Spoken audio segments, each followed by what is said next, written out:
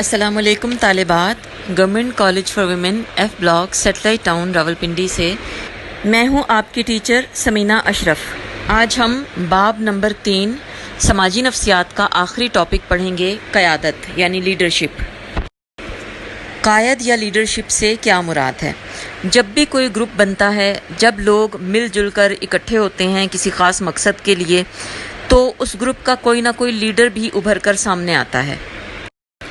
Leader یا قائد یا رہنما ایسے شخص کو کہا جاتا ہے جو اس گروپ میں سب سے زیادہ اثر و رسوخ رکھتا ہے، جو سب سے زیادہ پاپولر ہوتا ہے، جو پورے گروپ کی رہنمائی کرتا ہے اور جو سب سے زیادہ گروپ کے ممبران کے اوپر کنٹرول رکھتا ہے۔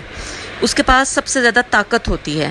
یہ ایسا شخص ہوتا ہے کہ جس کا کہنا گروپ کے تمام ممبر مانتے ہیں اور جس کے مشورے یا جس کی نصیحت یا جس کی رائے کو سب سے زیادہ اہمیت دی جاتی ہے۔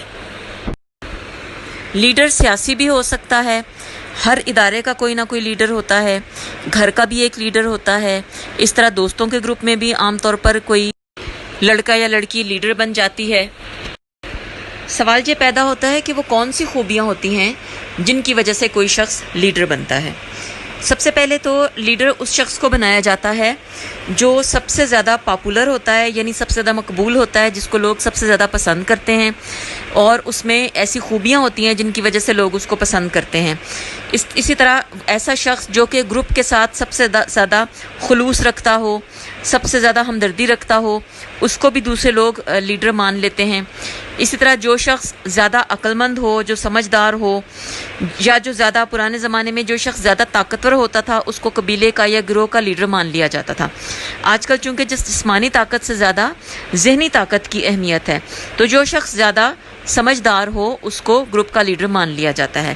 سیاسی پارٹیوں میں بھی لیڈر اس شخص کو بنایا جاتا ہے جو سب سے زیادہ سیاسی سوجھ بوجھ اور سمجھداری رکھتا ہے۔ اس کے علاوہ جو شخص لیڈر بنتا ہے اس کی پرسنالٹی میں بھی کچھ ایسی خصوصیات ہوتی ہیں جو اس کو لیڈر بناتی ہیں۔ مثلا اس کے اندر یہ کانفیڈنس ہوتا ہے کہ وہ اپنی بات دوسروں کے سامنے کر سکے اور اس کو منوا سکے۔ وہ لوگ جو شرمیلے، خاموش طبع یا فطرتاً انیشیٹو لینے سے یعنی کوئی کام شروع کرنے سے گھبراتے ہیں، ان میں لیڈر بننے کی صلاحیت اتنی زیادہ نہیں ہوتی۔ لیڈر صرف سیاسی ہی نہیں ہوتے بلکہ ہر شعبے یا ہر میدان میں ہمیں لیڈر کی ضرورت پڑتی ہے۔ مثلا گھر کا جو رہنما ہوتا ہے وہ عام طور پہ والد ہوتے ہیں، یا بعض گھروں میں جہاں دادا دادی موجود ہوں تو دادا جان جو ہیں وہ گھر کے لیڈر ہوتے ہیں۔ کلاس میں جو لیڈر ہوتا ہے وہ ٹیچر ہوتا ہے، چونکہ ٹیچر کو یہ پتہ ہوتا ہے کہ کلاس کا کام کیسے چلے گا اور بچے اس کا حکم مانتے ہیں۔ اسکول کا لیڈر اسکول کے جو ہیڈ ماسٹر صاحب یا ہیڈ مسٹر صاحبہ ہوتی ہیں۔ اس طرح کالج کا جو لیڈر ہے وہ پرنسپل ہوتے ہیں۔ اسپورٹس کی ٹیم میں، ہاکی ٹیم یا کرکٹ کی ٹیم میں جو کیپٹن ہے وہ لیڈر ہوتا ہے۔ اسی طرح مذہبی میدان میں بھی لیڈر پائے جاتے ہیں۔ ہمارے لیے جو سب سے بڑے رہنما ہیں وہ ہمارے رسول پاک صلی اللہ علیہ وآلہ وسلم ہیں، اور ہر معاملے میں ہم یہ دیکھتے ہیں کہ ان کا کیا حکم ہے۔ قیادت یا لیڈرشپ دو طرح کی ہو سکتی ہے، جمہوری اور آمرانہ۔ جمہوری لیڈرشپ وہ ہوتی ہے جس میں لیڈر صرف اپنی مرضی نہیں کرتا اور اپنی رائے دوسروں پر نہیں ٹھونستا، بلکہ وہ گروپ کے جو ممبرز ہوتے ہیں، جو اراکین ہوتے ہیں، ان میں سے ہر ایک کو اپنی رائے دینے کا اور اپنے خیالات کے اظہار کرنے کا موقع دیتا ہے، اور آخر میں جو فیصلہ کیا جاتا ہے وہ گروپ کے تمام ممبران کی رائے کو، ان کے فائدے، ان کے مفادات، ان کے احساسات، ان کی پسند ناپسند کو مد نظر رکھ کر کیا جاتا ہے۔ لیکن آمرانہ قیادت اس سے مختلف ہوتی ہے۔ آمرانہ قیادت میں جو لیڈر ہوتا ہے وہ صرف اور صرف اپنی مرضی، اپنی رائے اور اپنے فیصلے منوانا چاہتا ہے، اور عام طور پر وہ یہ سب کچھ اپنے فائدے کی خاطر کرتا ہے۔ جیسے بادشاہ یا ڈکٹیٹرز وغیرہ، یہ آمرانہ لیڈر ہوتے ہیں۔ آمرانہ قیادت میں ایک آمر کو یا ایک رہنما کو اس بات کی کوئی فکر نہیں ہوتی کہ گروپ کے ممبر کیا سوچتے ہیں اور ان کی کیا رائے ہے۔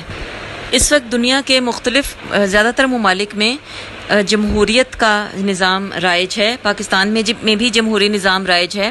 جمہوری نظام میں تمام لوگ مل کر ووٹنگ کے ذریعے ایک سیاسی پارٹی کو چنتے ہیں، اپنے سیاسی نمائندے چنتے ہیں، اور وہ سیاسی نمائندے پھر ملک کا وزیر اعظم چنتے ہیں۔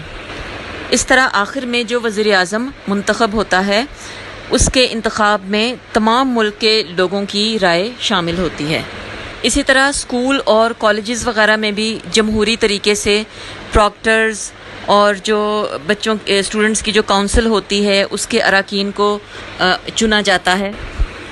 ایک گروپ کی یہ بہت خوش قسمتی ہوتی ہے کہ اگر اس کو ایک اچھا قائد میسر آ جائے، کیونکہ قائد کے اندر یہ صلاحیت ہوتی ہے کہ وہ گروپ کے مقاصد کو پورا کر سکتا ہے۔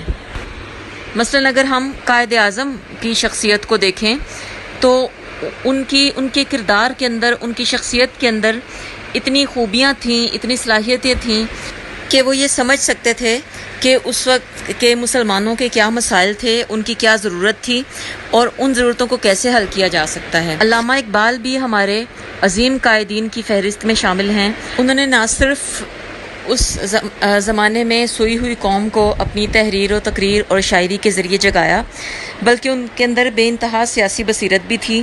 وہ مسلمانوں کے حقوق کے لیے لڑتے بھی رہے، اور ان کا سب سے بڑا کارنامہ یہ تھا کہ انہوں نے پاکستان کا تصور پیش کیا۔ تو یہ ایک اتنا بڑا تصور اور اتنی سیاسی بصیرت کا حامل یہ تصور تھا جو ایک عظیم ترین لیڈر ہی کر سکتا ہے۔ تو یہ پاکستان کے لوگوں کی، برصغیر کے مسلمانوں کی یہ خوش قسمتی تھی کہ ان کو علامہ اقبال اور قائد اعظم جیسے لیڈر میسر آئے۔ علامہ اقبال نے پاکستان کا تصور پیش کیا اور قائد اعظم نے اس تصور کو پایہ تکمیل تک پہنچایا۔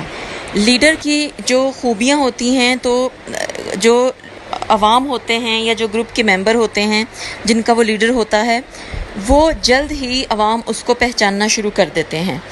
تو ان ہمارے جو قائدین تھے ان کے اندر یہ خوبیاں تھیں اور ان کے کردار اور ان کی شخصیت اس قدر اعلیٰ اور عرفہ تھی کہ برصغیر کے مسلمانوں نے ان کو دل و جان سے اپنا رہنما تسلیم کیا، ان کے اوپر اعتبار کیا، اور ان کو اس بات کا پکا یقین تھا کہ یہ ہمارے رہنما ہماری کشتی کو ساحل تک پہنچا سکتے ہیں۔ یہاں یہ بات بھی قابل ذکر ہے کہ لیڈر کی جو طاقت ہوتی ہے وہ اس کے گروپ کے ممبران میں ہوتی ہے۔ اگر اس کے گروپ کے ممبران ہی اس کو لیڈر تسلیم نہ کریں یا اس کی بات ماننا چھوڑ دیں تو لیڈر کی طاقت ختم ہو جاتی ہے۔ ایک اچھا لیڈر اپنی خوبیوں کی وجہ سے اپنے گروپ کے ممبروں میں اپنا اعتبار قائم رکھتا ہے اور ان کے دلوں میں اپنی جگہ بنائے رکھتا ہے۔